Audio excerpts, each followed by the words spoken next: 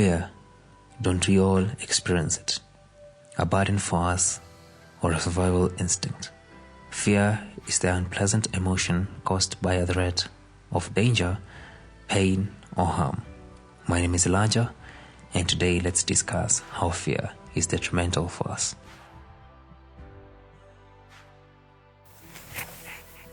At one point in life, we have all felt fear.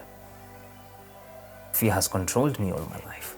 There are some things I should have done, but I didn't because I feared doing that. There are some things that I should have put myself into that I didn't because I feared I would fail.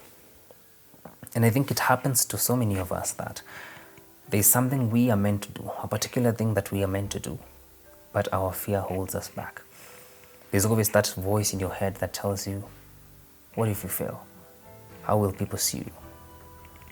What if you fail? Will you really gain anything? And what if you invest yourself in something so much and at the end of it, there's no fruit to be eaten from it? How will you feel? And at that point, you really start to think other things and tell yourself, if I'm going to fail either way, is it really worth doing it? And that has been my thought almost my whole life. I have procrastinated starting this YouTube channel for so long.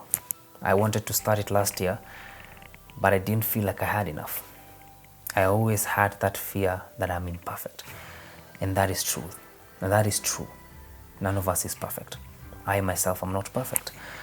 I have backed down from so many things because I told myself I'm not ready yet for these things.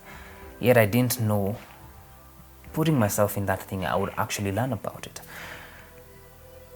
Yes, I do have regrets. I have so many regrets because of the fear that I have felt, and I have obeyed that fear. But it's about to change. It really is. Believe it or not, fear can stunt us very greatly. The fear of being, imperfect. And in our mind, we are like, we need to be perfect, can really make us avoid stuff. When we are thinking to ourselves and telling ourselves how we can achieve certain things, but then thought comes in and says, what if you fail? And people see you failing. What will they think about you? And so there's something that I was thinking about, and I said to myself, fear is meant to be defied. But you need to have the discernment to know when it ought to be defied. Sometimes fear is good for you, because when you see a lion, you'll say, I fear this thing, it might kill me, I have to go, which is really good. But when you're really trying to start something new and it tells you, what if you fail, you need to say no. One thing that I've come to learn is to do things for growth and not just for perfection. Because many times I've wanted to do things for my own, and I'll tell myself, I am not perfect. How can I achieve that? Because I'm so messed up. That's the thought in your head. And I think it comes with a lot of lessons. Just trying that thing out comes with a lot of experience and lessons. And I say that because I am trying this out for growth, not because I know that this thing will happen. I am taking gradual steps to somewhere where I will want to be some years to come.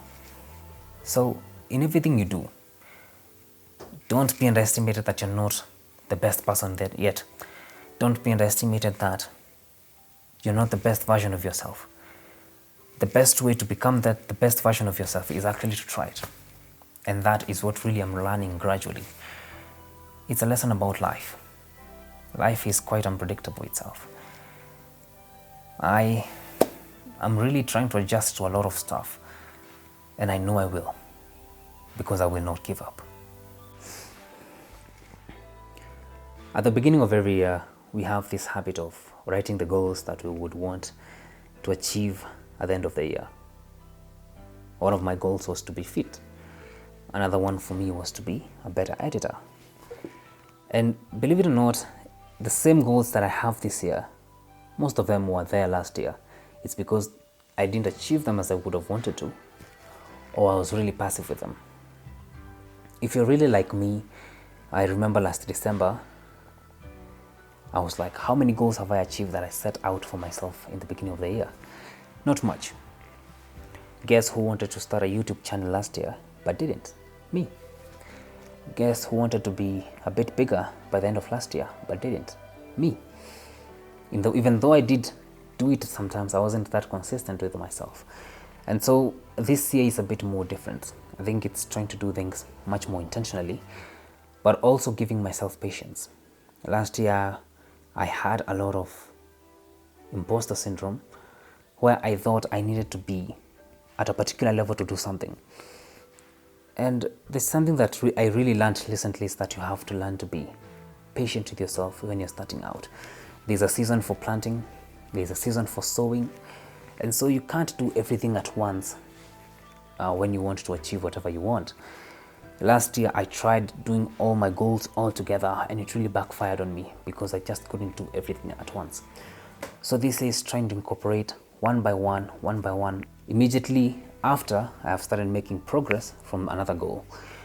And so I am learning to be patient with myself. I am learning to understand that in every season of life, there is always something appropriate for it. Getting more into depth about the fear of what people will think about us. I think sometimes we base too many things on what people think.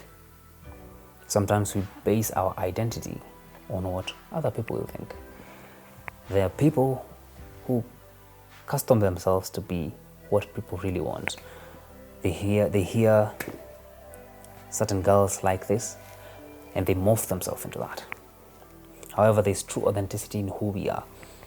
Being unique in everything we do. Trusting that in our uniqueness, people will accept us for who we are, and that we don't need to pretend to be other people.